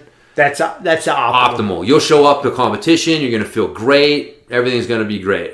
But if you're not able to accomplish your weight cut there, and you still got a couple weeks, and okay, I'm really going to start depleting myself. I'm going to really restrict my calories, blah, blah, blah. Like, if you're able to accomplish your weight cut there, then you're going to show up and you're maybe a little effect on your performance, but you know, and then finally you got the water. If you're not able to achieve it there and you start getting into the water weight where, man, I got to sweat off fucking 5+ pounds of water weight, you know, the deeper, like at that level, like the odds of that affecting your performance, like you stepping onto the mat and feeling that physically are much greater. And so the idea is like you want to have that nutrition being the base of your weight cutting strategy, and you want to get as much of your weight cut out of that nutrition base as you can, and understand that as you go up to these kind of higher level techniques through depletion and losing water weight, that you're just, you know, you're starting to tread into ground that can start to affect your performance more. So you may have to do it, but you just got to understand that there's a price to pay. There's a price to pay. And I think that one of the things is people look at, when you think of weight cutting, I guarantee you a lot of people think of in a sweatsuit, sitting in a sauna. It's the water weight thing, right? And that's what you see with the UFC fighters a lot of times, is that water weight cut at the very end that they're trying to do to just get the last little few pounds off. And so they think like, well, that's cutting weight, is in not understanding that, like, it's just like, you know, like plyometrics. You see professional athletes do plyometrics, and it's like, well, you don't only do plyometrics. Like, plyometrics was built on strength, on top of, you know, power development, on top of the, you know what I mean? So there was a pyramid that led to this really high level technique called plyometrics. And it's the same thing, I think, with weight cutting is, man, losing the water weight is this, it should be built on, it's this, you know, high level technique that should be built on this other foundation. And with professional athletes, it is built on this foundation, but it's, I don't know. I hadn't really, like, as I was thinking about it, I just kind of found it an interesting way to think about viewing your weight cutting strategies, as far as like using that pyramid with the nutrition, depletion, and water weight, and just understanding the going up the pyramid. The further you go up the pyramid, the more you could possibly affect your performance. So I like that. I think that's a good way to think about it. And for us old guys, us hobbyists, you should get all your work done in that nutrition part of the pyramid, that base part of the pyramid. That's the healthiest spot for it. And if you can't get it done there, some calorie restriction leading right up to it is not, I don't think it's terrible. It's as long as you know doing that it's not sustainable. You're doing that for an end goal. Yeah. You know, you have a few weeks and you're going to try to squeak out those last few pounds. Yeah, and then that dehydration phase, if you can avoid that, that's the way to go. Like, because to be honest, man, like I screwed up. I should have chose a higher weight class. I'll be the first to admit it, man. Like, I suffered to get down to this fucking 150, man. Like, I put on a little bit of muscle, I think, and I don't think I used to be able to get down to 150 like it was nothing, dude. Yeah. Like, even last summer, it was pretty easy. Like, I could just be real strict with my 8-hour eating window, and if I did my 8-hour window in the morning from like 8 in the morning to 4 in the afternoon roughly, and didn't eat, like I did that real strict, didn't fuck up eating after 4. Yeah. Dude, 3-4 days, I'd be down to 150 pounds, 148, 149 pounds, like easy. Yeah. And so that was my thought process. I thought I could do that, and then so I was going to change weight classes for this tournament coming up, and then last Saturday was the cutoff. Like, they, you know, IBJJF sent out an email saying, "Hey, Saturday's the deadline. You know, if you want to change weight classes, change it on Saturday."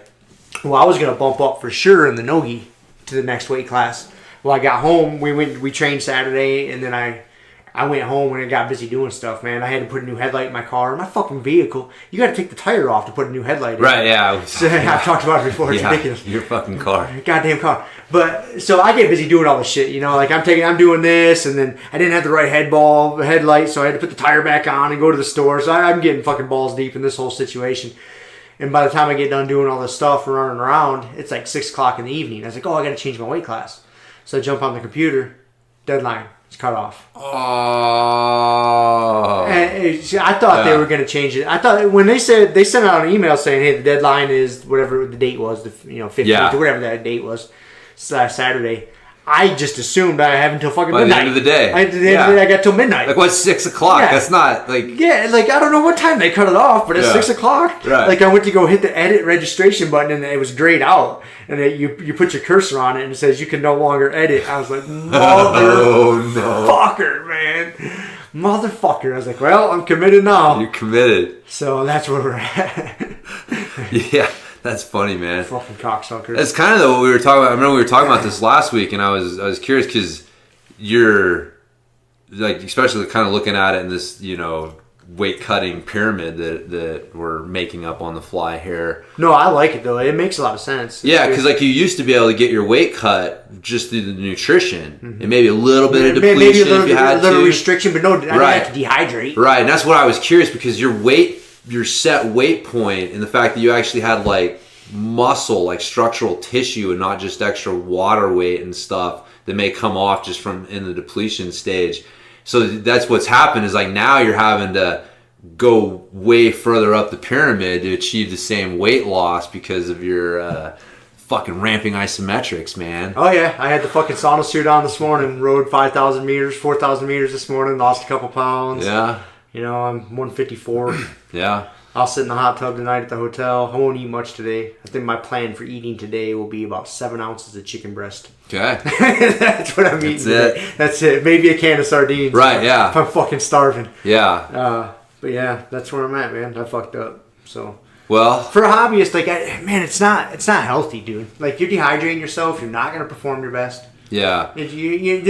Because okay, so here's thoughts I have on some weight cutting. The reason you would do it is obviously you want to be a big fish in a small pond.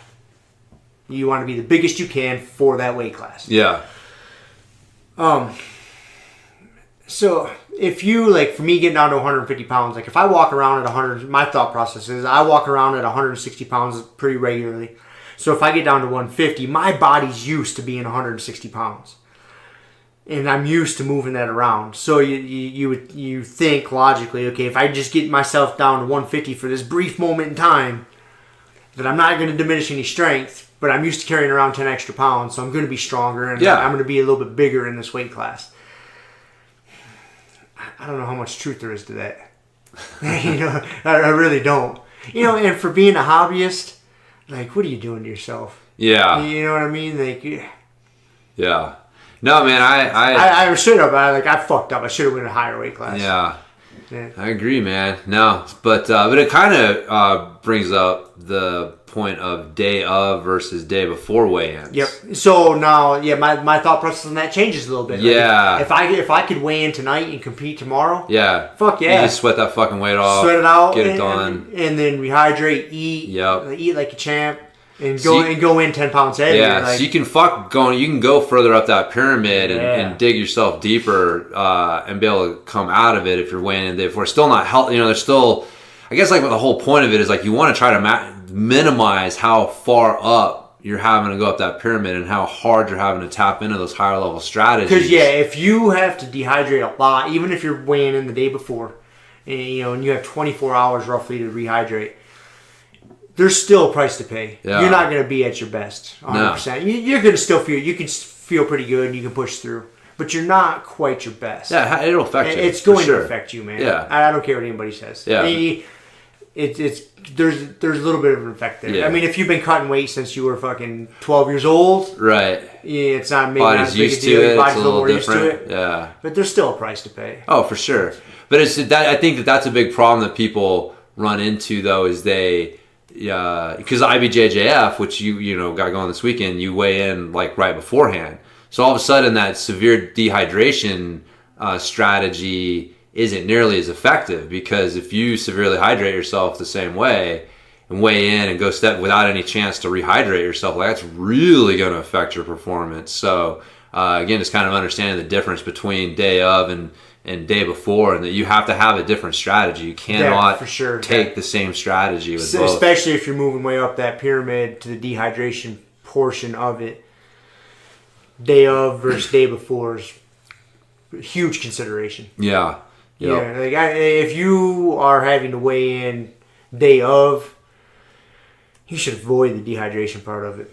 Yeah. You really should. No, I totally agree. But again, I think that there's a lot of people out there, like I was saying, they equate weight cutting with sweating and the water weight, because that's what they see the professionals do in the the lead-in shows. That's part and all of that glamorized. Stuff. Exactly. It's tough. Yeah. Like I said, man, you see that in all areas of sport, man. You get the bodybuilder routine, not realizing, like, man, that's the body. That's his polishing routine right before a bodybuilding contest. Like, that's not the base and the meat of what he does to get there. Or, like I said, looking at a professional athlete, a track athlete on a peaking phase, and seeing him do plyometrics and high level box jumps and going like, well, that's what I need to be doing if I'm going to train like an athlete. So there's an element of the media to glamorize these high level techniques and high level strategies that athletes use, and it gets confusing to the common public, not realizing that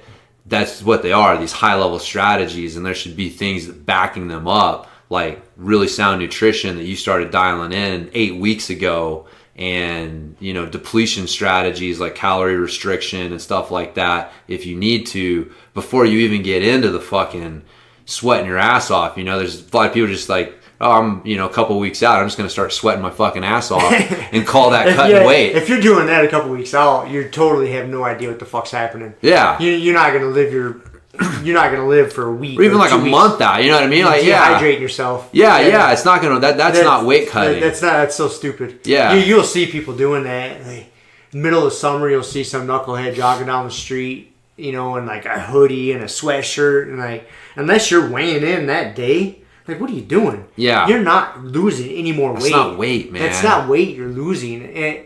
That's a sustainable weight you're losing. Just because you're sweating more, you're not burning more calories. You're burning more fat. You're just losing water weight. Dude, if anything, man, like, honestly, because your body tends to overcompensate. Yeah. Right? So, okay, before you get it, so go ahead. I was just going to say that, like, if you really, like, you dehydrating yourself too often, your body will respond to that by wanting to store more water. So you'll actually like start to take on more water weight as a rebound effect from the dehydration. So like going to that dehydration tactic on a regular basis, calling that weight cutting, like you're gonna end up fucking fighting yourself. So get this, I got a perfect example of that. So Sunday morning after training, I went in, wrestled at 8 a.m., got some good hard rounds in. Weighed myself, I was like 152 and a half. Okay? Fairly dehydrated state. Not completely dehydrated, but pretty dehydrated. Yeah. We trained pretty hard. 152. I ate a little, I ate kind of regular that day, regular for this point in time in my life. Some egg. I had like 4 eggs, and I think that day, I probably had like 3 eggs, 7 ounces of chicken breast, and 7 ounces of steak that day. That's probably about it. So that's, for me at this point in time, kind of regular, right? Yeah. Before I went to bed that night, I was about 154 pounds. I gained 2 pounds throughout the day, and I hydrated. I wasn't trying to dehydrate myself. After training, I drank plenty of water all day long. Yeah. I gained roughly 2-3 pounds that day. Pretty normal. I fasted for about 30 hours, which is, I do that. That's normally, that wasn't a weight cut thing. Like, there's a lot of Mondays I fast. I'll stop eating like Sunday night, and I won't eat again until Tuesday morning. That's a fucking normal thing for me. I did that. I didn't eat all day Monday. On Tuesday, I ate maybe 1,000 calories on Tuesday. I can't remember exactly. Normal shit. Eggs. Few eggs here. 7 ounce chicken breast. Real light. Dude, I woke up. So remember, Sunday morning I was 152 pounds, right? After training. A little dehydrated. 154 before I went to bed. Fasted for 30 hours. And then ate, let's say 1,000 calories. We'll just say 1,200. We'll say high, which isn't a lot. If you haven't counted calories, 1,200 calories in a day. Not a lot. Not a lot of food. Dude, Wednesday morning I woke up 158 fucking pounds. Dude, your body is fighting you so hard. I called our coach. I called Kevin. I texted him. I was like, dude. I was like, I'm freaking out, man. I was like, because I told him the exact same thing I just told you guys, like my scenario. I was like, I'm 158 fucking pounds this morning. I was like, it's going to be a shitty fucking week. These next few days are going to fucking suck. Because that was on Wednesday. Yeah. And today's Friday. I got to weigh in and compete tomorrow. God, so I should have chose a higher weight class. Yeah. This is the fucking choices I made. So this is where I'm at. Body's so mad at you. So mad at me. So mad at you. It does. It's holding on to shit. It is, man. And it's weird. Like a starvation mode. It's like, oh, this fucker, I don't know when he's going to eat, how much he's going to eat.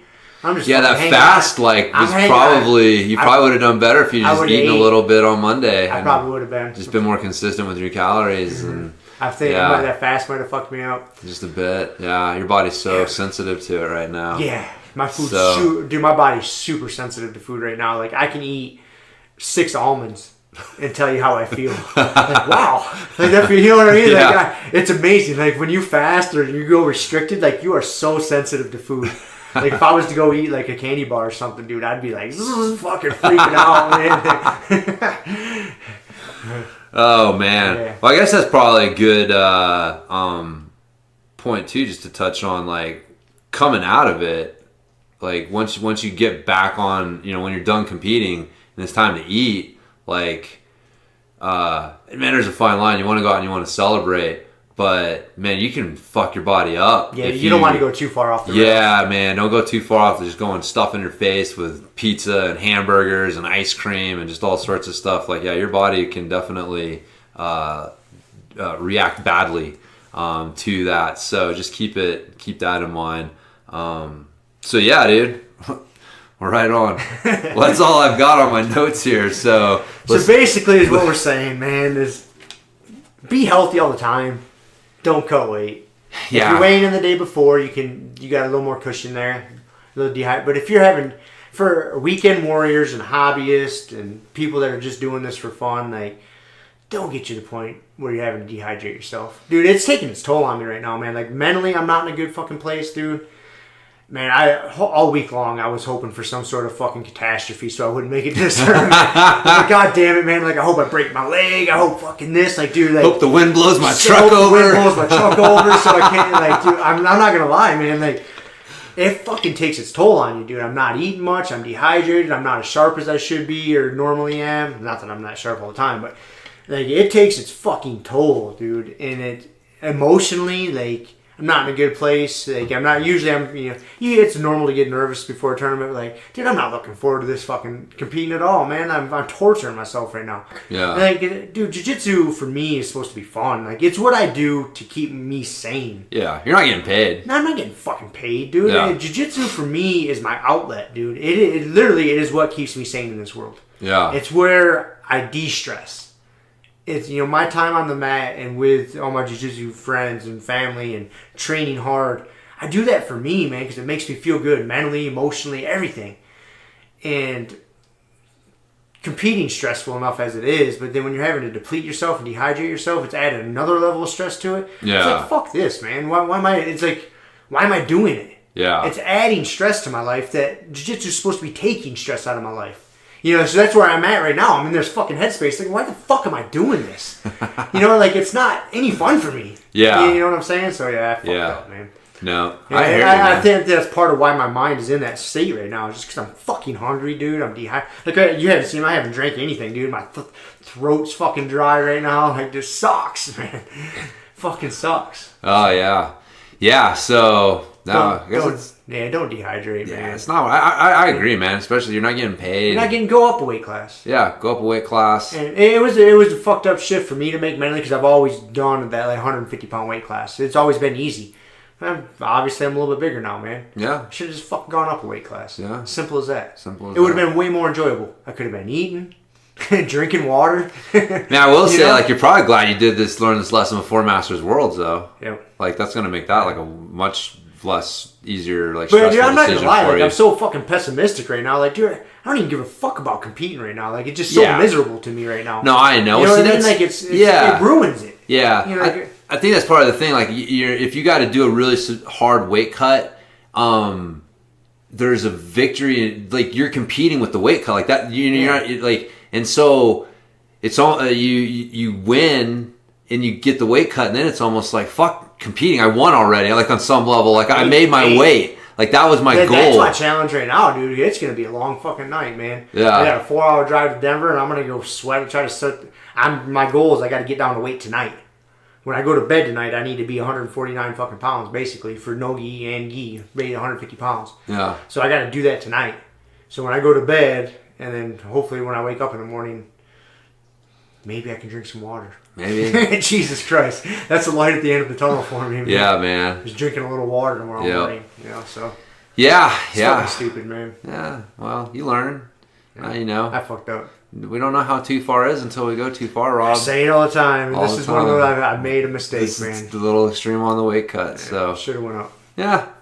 Well, now you know. So, I don't know. It's good. I think it's a good lesson for everybody. I think it's been a good conversation on weight cutting. And, yeah, I think the take-home message, like you said, is just kind of keep yourself healthy in general. And, man, if you're a weekend warrior, you want to try to minimize how high up you're going up that fucking depletion or the weight cut pyramid and try and maintain it. You know, whatever you can get with nutrition, like that would be my advice. And that's kind of why I don't have a whole lot of experience with this, because with the mountain bikers I trained, like that would be my advice, is you take the nutrition side as far as you can, because once you start getting into like the depletion and the water cutting, like there's trade-offs for that. It's starting to get not healthy. Oh, it's definitely not healthy. And so, yeah, you want to try to minimize that. But I say, I mean, as far as physically, I can tough through it. Maybe I'm not gonna be at my best. You know, like I don't feel great right now.